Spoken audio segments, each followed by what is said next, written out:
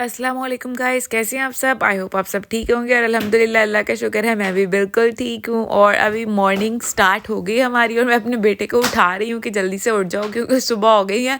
क्योंकि ये फिर बाद में ना तंग बहुत करता है, अगर ये ज़्यादा मॉर्निंग में ज़्यादा इसको सोता रहे ना तो फिर दोपहर में ना ये जल्दी सो जाता है, मतलब कि लेट सोता है और फिर रात को सोता ही नहीं है। इसलिए फिर मैंने इसके एक टाइम टेबल बनाया हुआ है। तो चलो जी, मैंने नाश्ता रेडी कर लिया था, अपने बेटे को उठाया मैंने और उसके बाद फिर मैंने अपने बेटे को भी नाश्ता करवाया और ख़ुद भी किया।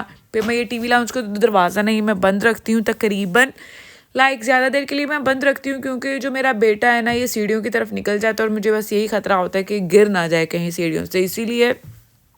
तो उसके बाद जी मैं दोपहर का खाना तैयार करूँगी अपने हस्बैंड के लिए। आज मैं फ़िश फ्राई कर रही हूँ और साथ मैंने आलू की टिक्कियाँ बनाई थी वो फ्राई कर रही हूँ। और उसके बाद जो मैं बनाना साथ खा रही हूँ वही मैं आप लोगों के साथ शेयर कर रही हूँ कि मैं क्या क्या खा रही हूँ। बिकॉज़ जो नाश्ता है ना, बिकॉज़ वो जो मैं नाश्ता जो मैं थोड़ा सा लेट करती हूँ और उसके बाद फिर मैं लाइट सा ही नाश्ता करती हूँ, एक मैं स्किप कर देती हूँ दोपहर का खाना। तो इससे ये होता है कि जो मेरा वेट है ना गेन नहीं होता, मेरा जो वेट है ना वो ना तो ज़्यादा बढ़ता है ना तो ज़्यादा कम होता है, मेंटेन रहता है। तो अगर आप लोग भी इसी डाइट को कंटिन्यू रखेंगे ना, आप नाश्ता करें, थोड़ा लाइट नाश्ता कर लें। अगर आपने दोपहर में कुछ खाना है तो वो भी आप खा सकते हैं। और अगर आप लोगों ने मतलब दोपहर में कुछ नहीं खाना तो आप अगर इवनिंग की अगर आप लोग चाय पीते हैं ना तो आप चाय के साथ कुछ ना कुछ लाइट सा ले सकते हैं। कुछ भी आपके पास बना हुआ है ना, या तो मैं चाय के साथ थोड़े से बिस्किट ले लेती हूँ, 2-3 बिस्किट, इससे ज़्यादा नहीं खाती मैं। और उसके बाद अगर मैंने स्वीट में कुछ बनाया हो या केक बनाया हो घर पे या ऐसे कुछ कुछ चीज़ बनाई हो तो मैं वो खा लेती हूँ। अदरवाइज़ मैं चाय के साथ इतना कुछ ज़्यादा नहीं खाती। तो उसके बाद जी मैंने आलू के पराठे बनाए हैं और जो मैंने साथ फ़िश फ्राई की थी और उसके साथ मैंने आलू के पराठे बनाए थे क्योंकि मैंने आलू की टिक्कियाँ भी बनाई थी।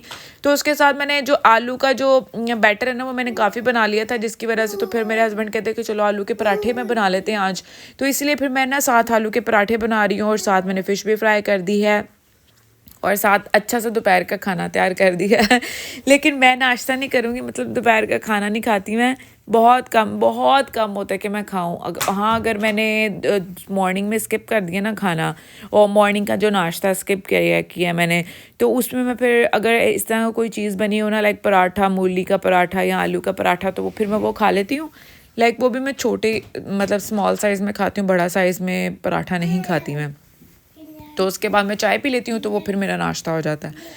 तो फिर भी मैं दोपहर का खाना नहीं खाती, वो ही मेरा नाश्ता हो गया। तो बस जी, उसके बाद हमने नाश्ता करने के बाद सबको मैंने खाना देने के बाद और उसके बाद फिर मैंने रात के लिए मैंने वाइट कढ़ाई बना रही थी आज। तो मैंने सोचा कि काफ़ी बहुत टाइम हो गया कि मैंने ना वाइट कढ़ाई नहीं बनाई है, तो मेरा बहुत दिल कर रहा था, आज बहुत क्रेविंग हो रही थी कि मैं वाइट कढ़ाई बनाऊँ। तो इसलिए फिर मैंने आज मैं आप लोगों के साथ उसकी रेसिपी शेयर कर रही हूँ। तो इसमें ये होता है कि इसमें ना ब्लैक पेपर डलती है और जो सिनेमन पाउडर होता है वो डलता है और साथ इसमें धनिया पाउडर होता है वो डलता है। इसमें रेड चिली ना तो चिली फ्लेक्स डलते हैं ना ही रेड पाउडर डलता है, रेड चिली पाउडर डलता है, वो चीज़ें नहीं डलती हैं। इसलिए अगर आप उसमें रेड डालेंगे ना, ऐड कर देंगे, तो वो फिर आपकी वाइट कढ़ाई रहेगी नहीं। तो इसीलिए अगर आप लोग वाइट कढ़ाई खाना चाहते हैं तो उसमें तो एक तो क्रीम बहुत ज़्यादा अच्छी लगती है, उसमें वो बहुत क्रीमी मज़े का बनता है। तो मैंने ये एक ऑल पर्स की क्रीम मंगवाई थी, उसमें से मैंने थोड़ी सी रख ली थी, बाकी मैंने सारी इसमें ऐड कर दी थी। और ये देखें जी मेरी वाइट कढ़ाई कितनी मज़े की बनी है। और इसको मैं अभी दम लगाने के लिए रख दूँगी, अगर जो चिकन वगैरह अगर सही तरह नहीं ना गला तो वो गल जाएगा। और एक साइड पे मैंने अपने बेटे के लिए खिचड़ी रखी हुई थी, इसमें मैंने बॉयल्ड आलू डाले हैं और इसमें मैंने गाजर क्रश करके डाल दी है और साथ चावल है और साथ कीमा है। तो मैं इसको ना ये बहुत टेस्टी लगता है, तो फिर इसमें मैं ब्लैक पेपर डालती हूँ थोड़ी सी और उसके बाद फिर मैं नमक डालती हूँ और इसके अलावा मैं और कुछ नहीं डालती हैं। धनिया पाउडर थोड़ा सा डाल देती हूँ, वो भी टेस्ट के लिए, इतना ज़्यादा नहीं डालती बिकॉज़ वो बच्चा है तो उसको ज़्यादा जो है वो मीट, वो जो क्या उसको कहते हैं, मिर्चों वाली चीज़ें वो नहीं खाता। तो इसीलिए फिर मैं उसको लाइट सी चीज़ें देती हूँ, नमक भी बहुत कम डालती हूँ, हल्का सा डालती हूँ कि मतलब टेस्ट आ जाए उसको ना, टेस्ट थोड़ा सा डिफरेंट लगे इसीलिए।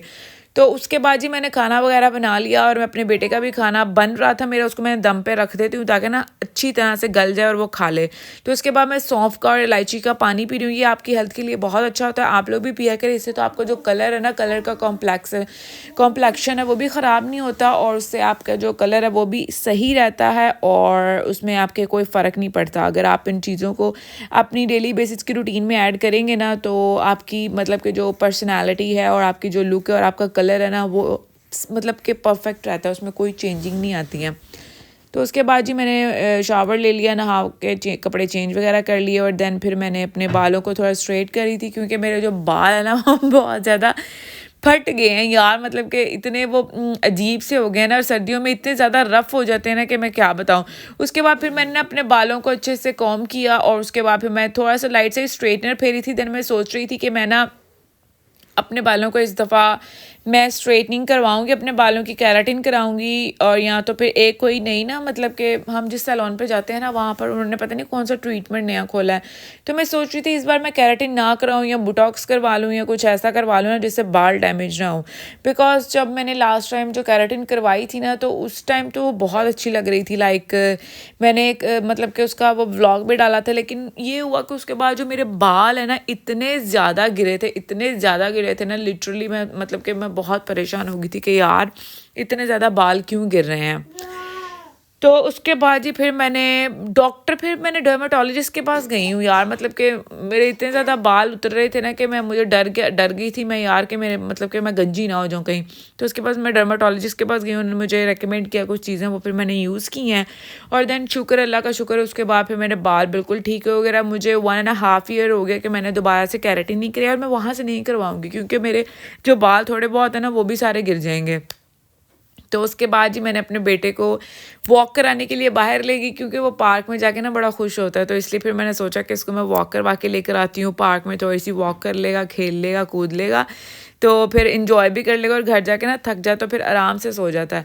तो बस ये मेरे भतीजे वगैरह थे और वो थे और साथ मेरा बेटा था, इनको मैं लेकर आई थी पार्क में और ये अब लोग थोड़ा सा इंजॉय करेंगे और इसके बाद फिर मैं इन लोगों को थोड़ा सा घुमाऊंगी फिराऊंगी गाड़ी में और उसके बाद फिर मैं इनको घर छोड़ दूंगी, मतलब घर चले जाएंगे हम लोग। और ये देखें जी, ये मतलब कि जो पार्क में आकर ना ये जो मेरा बेटा बहुत इंजॉय करता है, लाइक सारे बच्चे इंजॉय करते हैं। एक तो ये मतलब घर पे रहते हैं ना बच्चे, तो ये होता है कि वो घर में हर वक्त कैद रहते हैं और बच्चों को अगर आप बाहर का इन्वायरमेंट ना दिखाएं तो वो फिर अजीब सा बिहेवियर अपना कर लेते हैं और उनको कोई बाहर के इन्वायरमेंट का पता नहीं होता आपको। लेकिन अब आप सबको चाहिए कि अपने बच्चों को बाहर लेकर जाएं, उनको हॉल दिखाएं, घर के बाहर का पार्क वगैरह की सैर करवाएं ताकि उनको भी पता चले कि हमारी लाइफ बहुत अच्छी है। मतलब कि बाहर जाए ना तो बच्चे बड़ा खुश होते हैं, वरना एक चीज़ से अटके रहे ना तो वो बड़ा मतलब ज़िद करते हैं फिर अगर एक चीज़ में अगर आप लोगों ने घर में कैद करके रखा हो ना। तो इसलिए मैं हमेशा मेरी यही कोशिश होती है कि मैं ना अपने बेटे को ज़्यादा से ज़्यादा बाहर लेके जाऊं क्योंकि अभी वो बहुत छोटा है, उसके बाद उसकी स्कूलिंग स्टार्ट हो जाएगी, उसके बाद बच्चों को इतना टाइम ही नहीं मिलता सैटरडे संडे का। उसके अलावा तो मतलब कि सारा दिन वो बिज़ी रहते हैं और बच्चों अगर छोटे बच्चे भी हैं ना तो उनको बहुत ज़्यादा काम करना पड़ता है। तो बस ऐसा ही बच्चों का टाइम भी गुजर जाता है, इसलिए अपने बच्चों का ख्याल रखें, उनको एंजॉय कराएं लाइफ को। बस ये आज का मेरा व्लॉग यहीं तक का था। आई होप आप लोगों को मेरा व्लॉग अच्छा लगा होगा। काइंडली आप लोग मेरे चैनल को सब्सक्राइब करें। Take care, bye bye.